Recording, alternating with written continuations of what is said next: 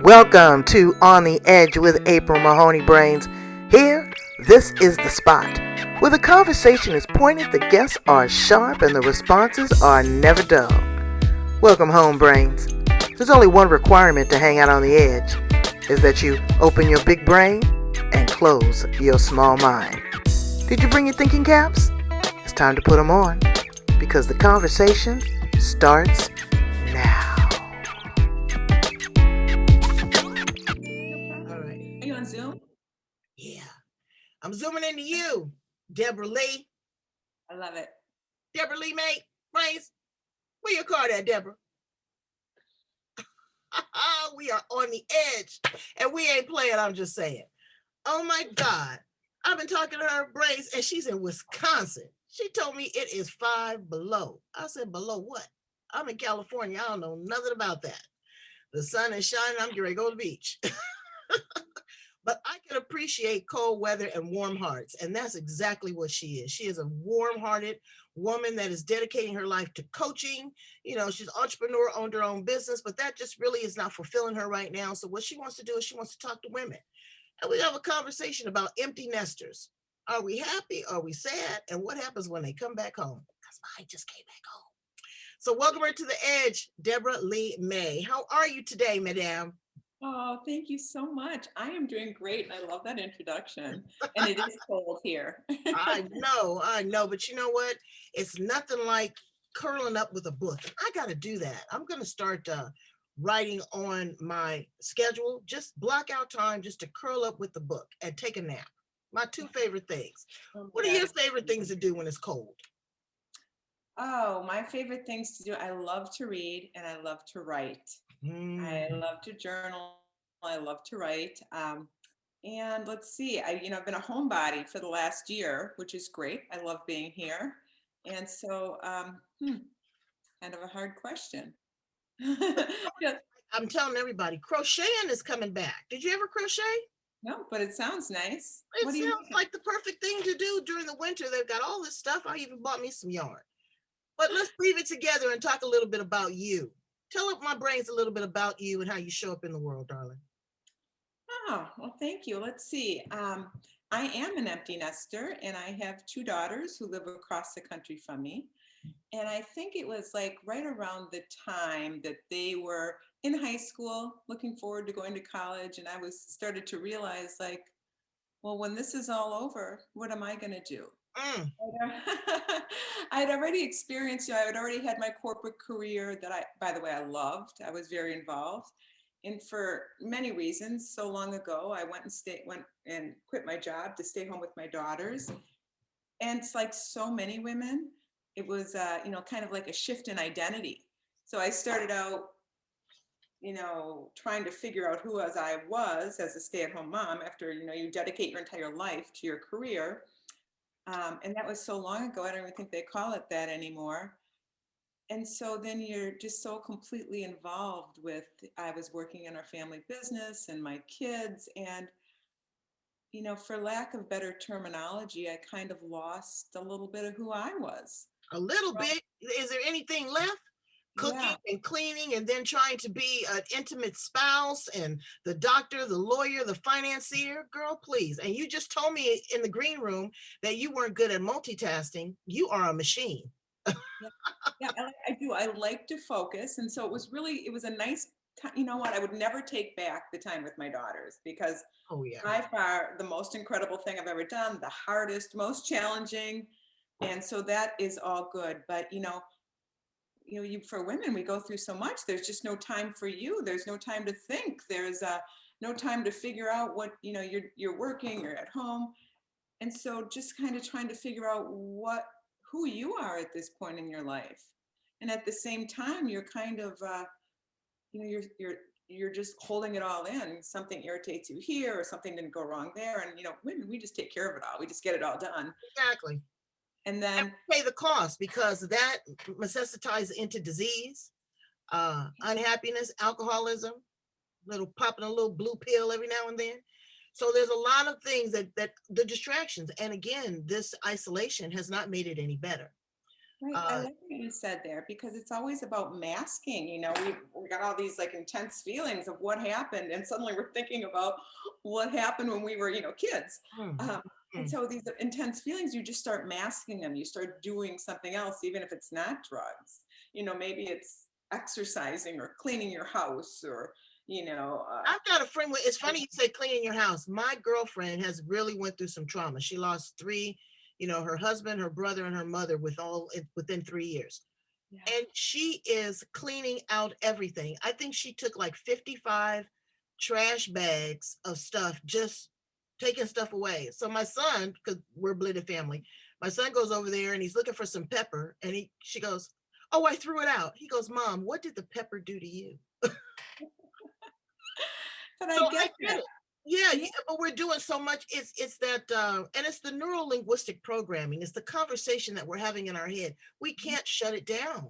We can't Right. shut it off. What are some of the tools that you use with your clients to, identify these things, number one, and then number two, make corrective action? Well, I think it's funny. You made this joke about your son looking for the pepper. And I think sometimes, as women, it's even masking when we're suddenly really positive and everything's really working out and our house is clean and we look good. And, you know, that positivity also masks what you're holding on to inside and you got to let it go. So, what I help my clients is, find out what's triggering them. What's triggering the emotion, what's triggering the anger or the shame or the pain or the limiting beliefs, as we get older and there's so much happening. Sometimes our limiting beliefs are just all these stories we're telling ourselves. So first you have to identify what it is. And then, I think for me, it's really about helping people get back down to that core of who they've always been, because if you could figure out what's triggering you, you have to get down to why. What is this in you that's making this memory trigger some type of emotion that's holding you back or getting you stuck or, all the other things. So what do I do is, um, first of all, I just want to say there's a lot of women in our age group who Right, don't have anyone to talk to. So connection alone is right, really, really big, right, right. you know. So just basic connection with other women, especially now in COVID when we're so separate from everybody else. Oh, I know. And we're so vulnerable, Right. and we're meeting each other. I was going through my closet the other day and I got dressed up and went to the post office. And my mother laughed. She said, "Why did you do that?" I said, "Mother, I still have to, master the art of pulling it all together Yeah. because Yeah. there's no reason to do that. Yeah. Uh, put on some sweats. You want to be comfortable, Yeah. but there is a comfort in being uncomfortable as well, because that keeps you sharp, and people are always, Deborah, they're always chasing happiness like it's a drug. What's the next thing that's going to fulfill me? What's the next thing that's going to excite me? Instead of really learning how to just kind of teeter back and forth and level off. There's going to be highs and lows. When you work with your clients, and they're at that high point, you know, uh, how do you tell them just to enjoy that ride, but also, be level headed about this because there is exciting times. hmm well, I think it's fabulous when anybody's at that high loving point, Um, but the thing is, it's not realistic that it's going to last because we're humans. And, this is kind of a point I love to get to because as humans, so many women say, well, I just want to be happy again. Well, happiness is a goal, but as humans, we have to experience all of the emotions. And in fact, we get to experience all of the emotions because without those low lows, you don't feel the high highs. You don't know what makes you feel good unless you're experiencing those lows. So rather than pushing through those low times and masking them, the goal is always to get to a point of feeling it. Mm. And what Mhm. is it telling you? And That's where what is I, it directing yeah, you? I love to say that, you got to feel the feels, feel the fear and do it anyway. It's not always fun, It's but not it fun. gets you farther. So let me ask you some random questions. Yeah, How I about love it. that? Okay. What is your favorite color and why? Oh, I know what I think. I know what you think I'm going to say, and I'm going to surprise you. My favorite color has always been pink. Really? Why Blue. pink? Oh, I don't know. Maybe because I have two girls. It's always been, a light color to see in my eyes, and I like shades of blue. I like warm, really warm things. Yeah. Okay. If you were an animal, what type of Mm. animal would you be and why? Oh my gosh. I certainly didn't expect this question. Couldn't have prepared for this one. Let me say, uh, a dog in a very loving family. Yeah. Would you be like a lab or would you be a Doberman Pinscher? A combination. Yeah, definitely. Because very protective. I'd Right. be very protective, but very loving. Yeah. That's good. Okay. What are three things that you absolutely cannot live without? Are we talking food or? Whatever on the planet. If you only had three things that you just had to have, what would they be? One of mine is Mr. Magnificent. Girl, I don't know.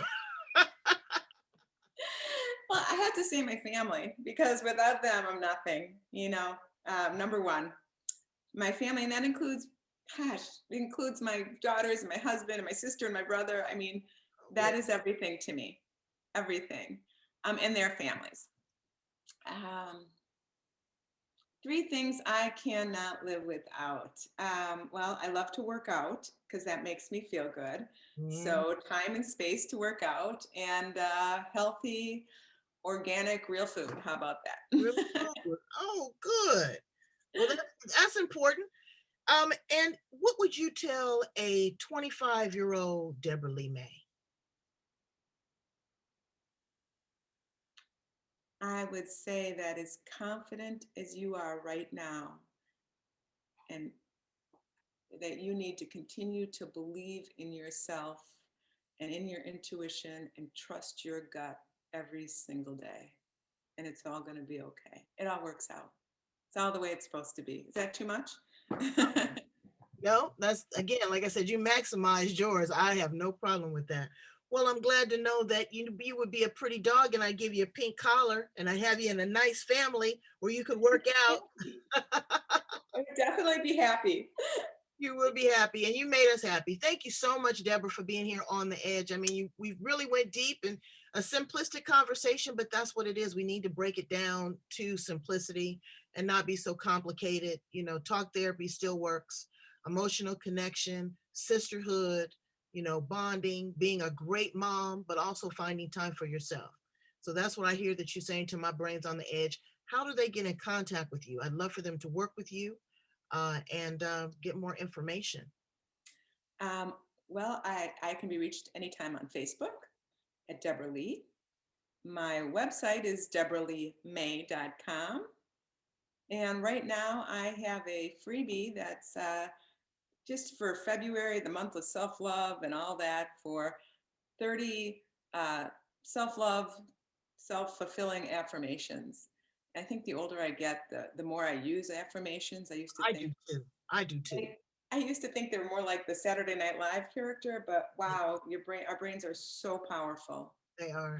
And it's amazing when you have a book. I had a guest. I've been reading one of her affirmations every day. How you just open a random page, and when you get to that random page, it speaks volumes to right where you are at that time. It's divine intervention. Yeah, I like to say, don't leave it for chance. Tell your brain what you want and what you want to think and who you are. The brain's on the edge. You got to tell them too, right? Yep, speak it into existence.